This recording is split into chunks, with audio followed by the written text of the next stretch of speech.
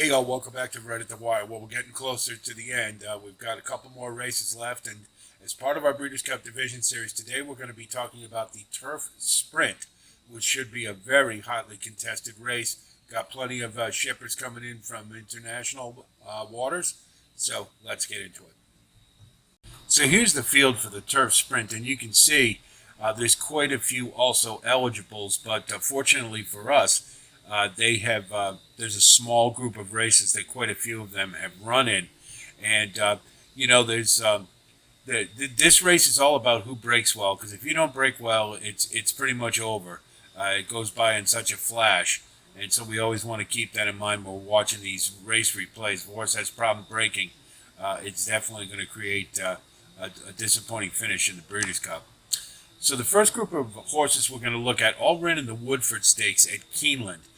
We have Arzak, who, to be honest, I wasn't really that familiar with, but in watching that race, I was pretty impressed with the late kick this one had. It was interesting. It had two parts to it, which you don't see too often, but you'll see that. Then we have Beer Can Man, who we've seen quite a few times, and always seems to be on the outside post, because a lot of times he's also eligible. He's one that comes from off the pace, and he is you can see, 14 out of 17 times in the money. He likes to compete. And then we have Living the Dream, a front runner, and had the lead for the majority of the time in the Woodford Stakes. You'll see that. And you can see this is another one, 10 out of 19 times in the money. An English import who's acquitted himself pretty well. And then finally, Bad Beat Brian.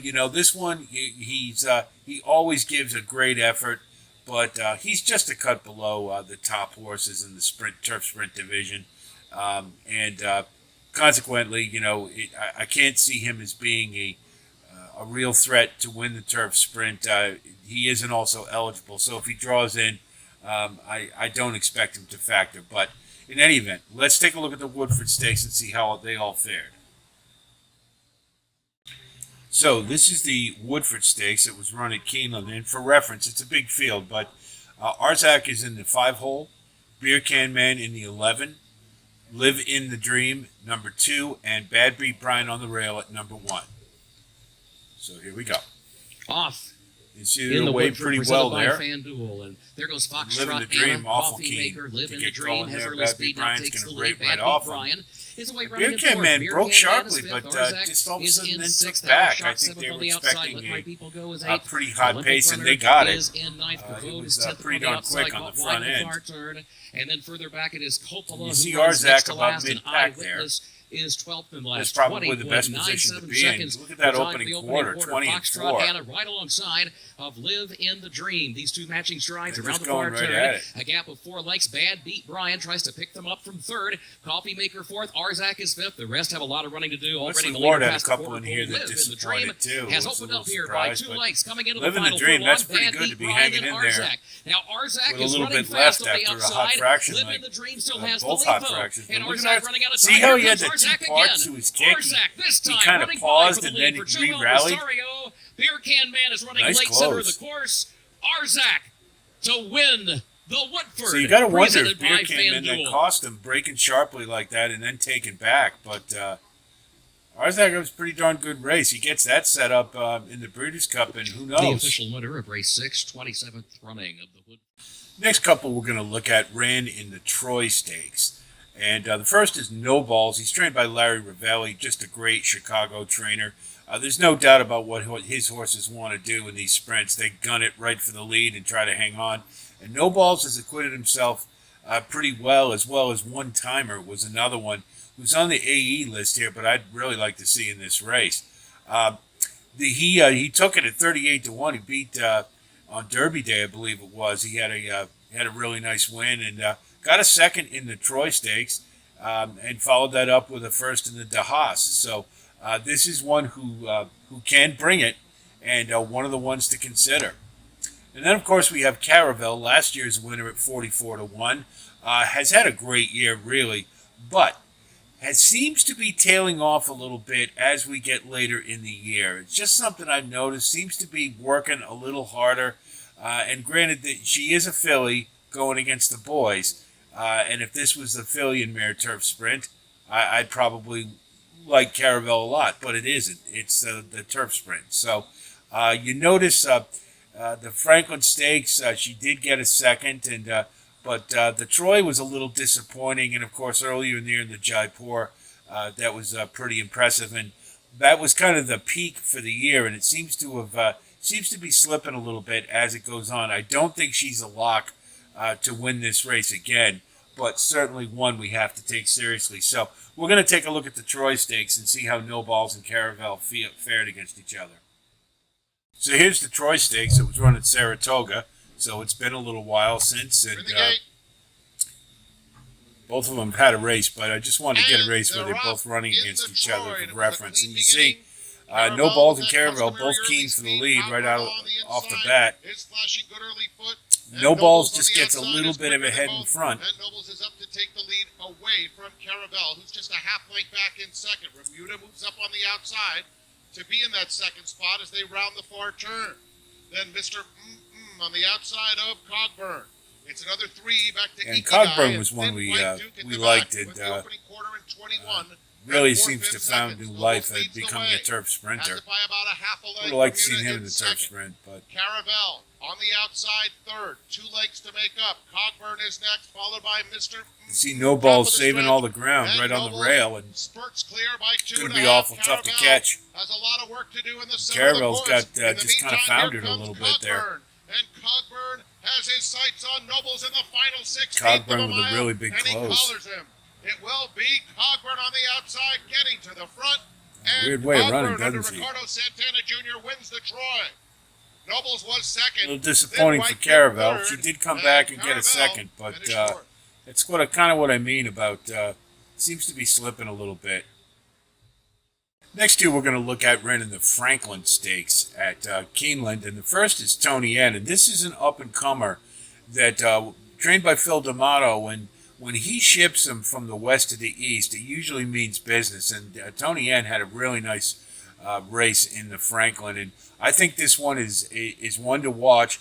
Going to be coming from just off the leaders, and I think that might be a pretty good place to be at Santa Anita in this race, because with so much early speed, you lay just off of them, and she can get the jump, or he can get the jump on the rest. So you can see this one likes to run 9 out of 10 times in the money, and this is one I'm definitely going to keep my eye on.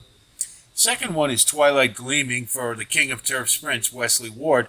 I'd have to say this year has been a disappointment, to say the least. I ran at Royal Ascot and didn't do much, and really hasn't done a whole lot this year. Got a win earlier, I believe, at the spring meet at Keeneland, but aside from that, it really hasn't been very notable at all, and isn't also eligible here. And I think needs quite a few defections before to get in. So anyway, let's take a look at the Franklin Stakes and see what we see there. So they're off in the Franklin Stakes. You can see Tony N and the number 8, Twilight Gleaming, keen for the lead, as always, in the 4-hole. BG Warrior, they come to the front together. Caravel is moving up the rail. You had Caravel in this one, too. I'm sorry, I forgot that. For the far turn. Tony N alongside her in fourth. This is the most recent effort, so I think this is a pretty good indication of what kind of form we're looking at. Trained to Artemis is in 7th. Wakanaka is last of the 8 as they head on to the far turn. Back up front, Twilight Gleaming to the inside. At this point, losing a little position, which is kind of concerning, but certainly made up for it. Got re-rallied. Caravel just not really firing. By 3, Baystorm is in 4th. Tony Ann is 5th. BG Warrior, Twilight Gleaming going at it for the lead. Here's Caravel. Here's Tony Ann on her outside. Clearly Twilight Gleaming, Caravel, Tony Ann, trained to Artemis, running late down the center of the course. Here's Tony Ann challenging Twilight Gleaming. Caravel is there. And trained to Artemis still 4th. Tony Ann trying to get ahead in front from Caravel. Tony Ann wins I think Franklin Stakes this time last year, Flavian Caravel Pratt. wins that, or earlier this year. But this time The of year official seems winner to of have had Keeneland's featured test, seventh race, working a little 27th harder running than of the Franklin usual. Stakes So Grade 2, kind of the number same 8, feeling I Tony have Ann, about Goodnight Olive owned in by the Anthony sprint. Vanticola and Avenary Racing Incorporated. Next, we'll look at Roses for Deborah, and she's trained by Christophe Clement, and you can see that this one is, I think, a comer on the scene. 10 starts, 9 times out of 10 in the money, and the Turf Monster last time, that was a bog at Parks, and she just didn't like the heavy going, and it was awful tough for her to make up ground. But what's appealing about her more than anything is that she runs a little bit off the pace.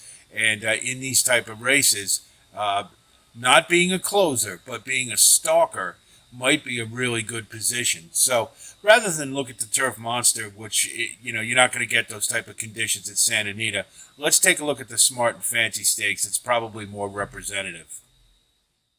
He goes in. So here's the Smart and Fancy, and Rose for Deborah. Green on gray, not hard to miss. Okay. And they're She off is in the to green Smart and silks. Fancy. Roses for Deborah breaks alertly. So does Bubble Rock. And here comes Train to Artemis. No, it is a small And she's field, faster that's than true. all, and Train to And Artemis not, sets the you're pace. obviously going to have a Bubble much Rock bigger backs field to off. deal with. Roses for Deborah, But Green in Silk these third, type of 2.5 races, off turf the where lead. it's all out from And the then it's get-go, Talking Tipsy I think you at can the get back an of the idea of field. what They kind of head into the ability that far Roses turn, for Deborah and has. Train to Artemis is the target. And the opening quarter went in 22 seconds flat, leading by a length and a half. Bubble Rock moving to engage in second.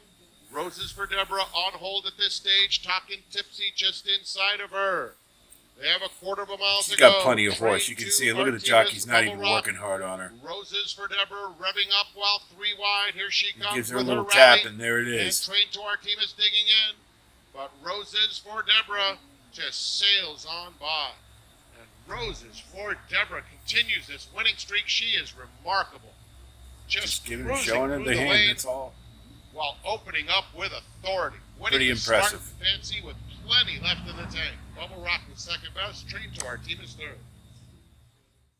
Our first invader from overseas is Aesop's Fables, and that is one who hasn't run over here yet. And this is the Power Connections, Aidan O'Brien, Magnier, Tabor, Sangsters, Gangsters. This one has been 7 out of 11 in the money, not a lot in earnings, so I don't know who she's really been facing. But the last race is the Prix de l'Abbaye de Longchamp, and she did get a third. And Highfield Princess was in that one, and she's a hell of a turf sprinter, and I guess she's not coming over this year. But let's take a look and see if we can get a feel for Aesop's Fables.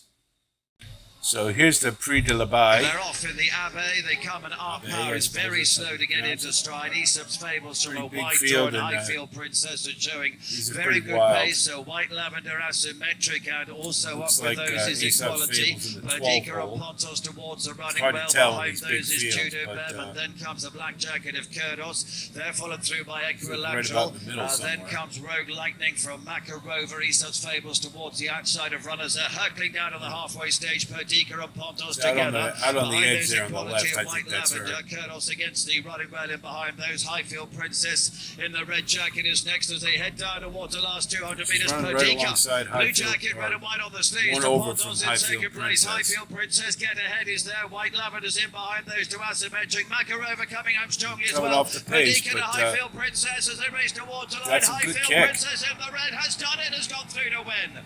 Might have been Perdika second to Rogue Lightning behind those with these. Kind of interesting. It looked like she was just getting going, and see that? Isn't that nice how they advertise for me in these races?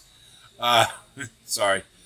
Looked like she was just getting going, so maybe she needs a little more ground. That's what I would take from that race. Big Invasion is one that comes from off the pace, and you can see he's got a pretty impressive record. 14 starts, and 12 out of those 14 he's been in the money. They sent him over to Ascot earlier in the year, and he really didn't fare very well. But we can forgive that. Those races are crazy. There's usually like 25, 26 horses in them, and it's not really a great form in many respects for a horse like Big Invasion. Like I say, he comes up from off the pace. The thing is, he's always favored. He never seems to quite get there. And I do wonder about that, in particular at Santa Anita, with the firmer ground where early pace tends to have a little bit of an advantage. Nonetheless, he is a fine horse, and if you are looking for a horse to come off the pace, he's a really good choice. Let's take a look at the Nearctic Stakes, which he won, and see how he fared. Yardmont Farms to get So this was up at Woodbine. And coming along is Last American If you Exit. don't know, Nearctic was the Almost right. Ice Chocolat. father of Marquesi Northern Fabio Dancer. Castellano with the Of course, a gold great cap Canadian Invasion. bred, probably the greatest of all time. is next. And the Dylan Sire Davis, of gate Sires. 11. There's Rockrest is Big in, set Invasion the bar in the to the 11 hole. outside. For William Buick, stand by for the start of the Nearctic Stakes. Goes in, they're all in. Locked up.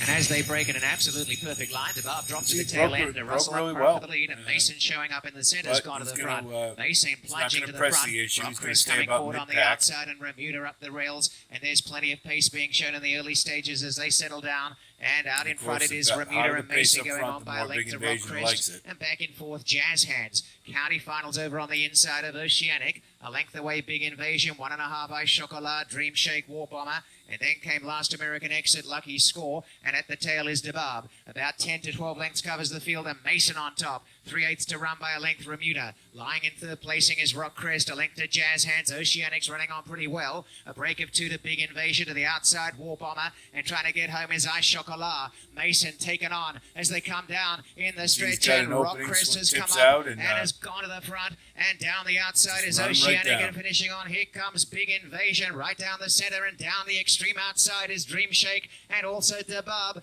Rockrest trying to hang on from Big Invasion. And finishing up on the inside is also Lucky him a Score. little but while out to wide kick of the into track. Here high comes gear, DeBub but, flying home once with he Big does, Invasion. As they go to the wire, he's Big got it. Invasion's won it narrowly in a swamping finish Narrowly, with Ice though, is Chocolat. right, Lucky but, Scores of the photo with Dream Shake. That's and the thing also with their Big Oceanic Invasion and to DeBarb. me. It's kind of like Soldier 1:11:31. Rising. It just seems like it takes him a little too long to engage. Bradsell is another English import, and this one showed a lot of promise at 2 years old. And he won a race at Ascot earlier in the year, but since then he's had a couple of starts, and you can see since the King's Stand that he has his form seems to be ebbing, let's say. And so we're going to look at the Dubai Flying 5 Stakes. That's his most recent effort, and I think it kind of gives you the indication he's maybe not coming to this race in the greatest of form. So this is the Flying 5 Stakes. You see Bradsell over there, second from the right. In the first of 4 straight Group 1s, and convenience leaving stalls was Ladies' Church. On the stand side, it is Art Power who leads them in the early stages in the Broke up Al-Basti the groups like they Dubai often do. Flying 5, being followed by Equality, who's right in the center with Anosada Moss Tucker get ahead, and in the white jacket Boutamon, with Art Power this side, attended by Bradsell, Highfield Princess, Ladies' Church, and Aesop's Fables as they combine at the halfway couple of stage, our, and Art Power relinquishes notables, the Aesop's lead to Fables is in Bradsell, this one Highfield too, towards the Princess, towards the Equality, right still side. there in the center, the white cap with Moss Tucker, then get ahead And and Highfield Anosada Princess. and Boutamon is next as they race towards the final furlong, and it's still Equality who is the leader from Get Ahead, who's coming to challenge. Moss Tucker digs in, then Bradsell, Anosada and Boutamon. It's a wave of 3. Just can't seem to get him in gear. It just, it looks like they, I don't know, just looks like he just wasn't able to get him to engage. And Ladies' Church, it's a rejuvenated Moss Tucker. What a score for Beatty. Now we'll look at our Japanese contestants. We've looked at Jasper Krohn and Mick Yell, and we looked at him earlier in the mile, and he's also eligible here. But Jasper Krohn is in the field, and this one has had a lot of success earlier in the year, and his most recent effort was the Sprinter Stakes, which we did look at previously, but we'll look at it again. And you can see this one's had over $1 million in earnings, so he's one that I think we probably want to take seriously. And then Mick Yell, we also looked at prior, and again, he kind of looks like an all-or-nothing sort, 7 wins and nothing else. So, but he does have over $2 million in earnings. He's also eligible here, but he did run in the Sprinter Stakes, so let's have a look at that. So this is the Sprinter Stakes, and this is a big field, so we'll try to get a lock on him. They're ready if we can. Racing in the Sprinter Stakes. Lovely dispatch. They Nicky yells in the blue and green, and I believe that's him in dead center right there. And then Jasper Crone. This is the way it was planned out and shaped out. And Jasper Crone shows the front. Yeah, he's leads up out on the from lead. Smarter. Mozu Meme, as I mentioned, expected to go forward, runs third. That's Mickey then Yell comes right there, Mad number Cool. 8. Mama Claire is up nice and handy early, but He's right passed by above Mama mid-pack. Kocher, Big Vacay field, a Hill. lot of A gap separation. to Pixie Knight, followed by Wind Marble. Then comes Naran Huleg. On Naran Huleg's outside, Dolce Moore. A gap back to All at Once. Followed All at Once is Aguri, well back in the run. Then comes Asian Spotter, and its outside is Kimiwa Queen. And the last one here. is tailored off last now Mickey is Yell's Jubilee got Head as plenty they of get to the horse out final on the corner outside. at the 400-meter pole. And in front on the inside, travelling quite well is Jasper Jasper hanging Crone. in there, Mama though. I Kocher thought they had him starts there, to chime but, in as well. He's got enough to stay in Mama it. Claire, Mama Kocher and Jasper Crone are doing battle. The Let's go Scoopers are uphill. coming though, and Mama Claire is one of them. And through the middle is Mad Cool. Jasper Crone You wonder the if that would make inside. a difference Through on the our middle is flats. Mad Cool. Mad Cool gets up, and it's tight. They hit the wire. Very close. Maybe He Mama just got Kocher. swallowed The jockey up, but, thinks so. Mad Cool in for The uphill second, couldn't have been perhaps. easy. Tight for third. So They maybe were it right helps him across the on track, just a back the completely inside. flat track. Might make it easier for him. Next we'll look at is Motorius, and he has been running out west predominantly, and he's had a really nice year. He's had 5 starts, 3 wins, 2 seconds, and he seems to be in really good form right now. And coming off the pace, that might come in handy, and certainly his familiarity with Santa Anita as well. He's trained by Phil D'Amato, and I know a lot of people are pretty excited about this one, and recently won the Green Flash Handicap. So let's take a look at that. So here's the Green Flash, and you can see it was at Del Mar. All set now for the Green Flash Handicap. And away they go. Brand broke fast. Atlantic from the outside gate right there. Turn on the Jets in the About white mid-pack, cap, right in the middle down there. at the rail. Kid Corleone's right in the vanguard as well. I believe he's Just number in behind 8. them, Motorius, only 3 off them. Then Beer Can Man. Silent Poet in the red cap. So Lane Beer Way in Can the Man white made cap. the same 7 for this lengths one off too. these leaders. And then we drop back to Cherubic Factor, and at the back is Brand. They move into the turn fast back along the inside. Up alongside, Helladic is going up there with them as well. Just in behind that, Buzz at the rail. Turn Notorious on the getting Jets, going look to for the room, outside. can turn on the Jets, get through. Yes, he's got a He's dream got a run lane. if he's good enough. On the outside, Motorius coming home gamely, and Beer Can Man Really at the good rail kick. flying through. Beer Can Man on the outside, Motorius. Beer Can Man, Motorius. Motorius gets the lead. Late run from Cherubic Really nice Factor. kick. But Motorius wins it well. Very close for second. Cherubic Factor, Beer Can Man. Looks pretty good. Could hold him in good stead coming from off the pace like that, and looks to be in really good form this year. Next two we'll talk about ran in the Turf Sprint Stakes at Kentucky Downs. The first being Gear Jockey, and this was quite a surprise. He is definitely a horse for the course because his form was really subpar prior to that race, and all of a sudden he just looked like a different animal once he got to Kentucky Downs. And as we know, it's a very unique surface there. It's what happened to Kentucky Downs stays there, as we often like to say. So I'm not sure it's a really good gauge for Gear Jockey's competitiveness in this race. However, there was another one in the race who's also eligible here, one-timer, who I thought was acquitted himself very well, and you could see he's a hard knocker. He's 10 out of 12 in the money, and trained by Larry Ravelli, so you can expect that if this one is able to draw in, that he will bring it. And so let's take a look at the Turf Sprint Stakes again, and maybe pay a little more attention to one-timer this time. So here's the Turf Sprint Stakes, and you got one-timers number 1 and Gear Jockeys number 9. They're off See in a the level Ainsworth beginning for Turf both. Sprint. Not a good start Gear for Jockey, Noble a little Reflection, keen. who took up at the break and is left at the back of the pack. Race down the hill here, and Bad Beat Brian is going to go up and grab the early lead here. Gear jockey One away timer, running in you know, he had second position, but Rocking decided on to the take outside back a is little Dream bit, Shake, the not get 3 caught lead up of in the early pace. on. You got to Howard is wonder out about running that in fourth, sometimes. one-timer off the pace, fifth on the inside, some 5 lengths off the lead. So they make their way around that far turn. They're followed by Counter Strike, a break of another 2.5. Back to Eamon, who's about 8 lengths off the lead. Dr. Zemf is to his outside. Jockeys, along the rail. Olympic runner is second last. Not going to let Bad Beat Brian go. That's always seems to be the case with Bad Beat Brian. You know, he's just a hair below. He's a good hard knocker, but the higher the class goes, the worse he does. And here comes one timer. Got plenty of horse in the stretch. One timer is closing down the middle. Cockburn is right there too, in between horses as they arrive at the final furlong. Gear jockey. Now a slightly Bad Beat Brian fights on inside. I thought Cockburn one timer was going to get him here. Center of the course, it's one timer. They're all coming to the Oh, wire that's the together. photo. Olympic runner 2. Here's the wire. Oh, it's close. Is it one timer or is it Gear Jockey? Either of these two could have won it. It was Gear and Jockey. It's a log jam right behind them too. Next two we'll talk about are both also eligibles, and the first is Noble Reflection, and he's a need the lead type. If he doesn't get the lead, it doesn't really happen for him. He's kind of had some mixed results over the course of his career. Steve Asmussen's been making a foray into turf sprints, been much more prominent in them, particularly at Saratoga this year. And we're going to look at the Eddie D Stakes, where Noble Reflection was able to end up third.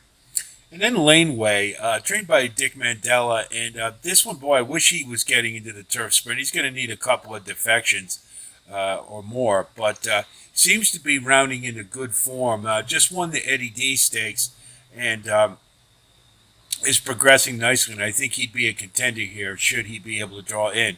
So let's take a look at the Eddie D Stakes. Okay. And here's the Eddie D Stakes. And they're off in the Eddie D. Noble Reflection is Noble out very Reflection, alert. right to the He lead. tops That's the wallop, is what he up once does. In the early going. On the far outside, Radical You right. see in the Lane orange Way, colors, but is up and on the about pace maybe too. 2 lengths off, Just and then behind My them, Racehorse Lane Way Silks, the and black I'm and a white Gambler there. right together. And Number inside 6. Them comes Bran in the green colors. He is followed by Mas Rapido. Unconquerable Keen is between horses. Aji's outside of them. Then it's Sumter, who's well off the pace today, and a distance to Balnagoff. Less than a half mile to travel, and it's Noble Reflection carving out the fractions, bounding along with a 2-length lead. Laneway, Radical right together. Packs Lane a Way's wallop, just 3 in deep, prime 3 lengths position. off the pace. Then No excuses. Brand, I'm a Gambler between horses. Unconquerable Keen Noble outside of Reflection them. looks like he's got Sumter plenty of is next. force. Mas Rapido is down on the inside. Aji's. And Balnikov still far back there at the top of the stretch. Noble Reflection turns Cuts the pro corner well, and with then a he's length lead it's over just a Lane question Way, if he's who's good very enough. Down in second. Brand is inside Keeping of on him. well. Mas Rapido in the center of the race course. Fractions were moderate, Unconquerable you'd have to Keen is say, starting for a close turf in sprint, Lane but Way takes the lead from Noble Reflection. Brand Lane and Way I'm just a too Gambler, good. and it's Lane Way to win the Eddie D. Tight photo for second. Brand was finishing strongly outside Noble Reflection. And I I'm think a Gambler. he's got another move forward in him. I'd like to see him. Hopefully Lane Way can draw in. Private Creed's another AE. He's going to need some help to get in, and he's a 3-year-old going against older, trained by Steve Asmussen, who again has been making more of a foray into turf sprints as of late. And you see this one's had a pretty good career, 8 out of 11 in the money and over $1 million in earnings. The last race he was in was at Kentucky Downs, and we know that is a unique situation. It was the Franklin Simpson Stakes, so let's see how he did. So here's the Franklin Simpson.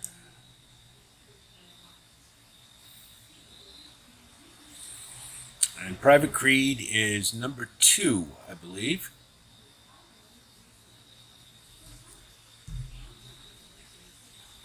And this is 6.5, and he's probably one that wants a little more ground. So I don't know if 5 furlongs necessarily would be right in his would be Coming up. optimum.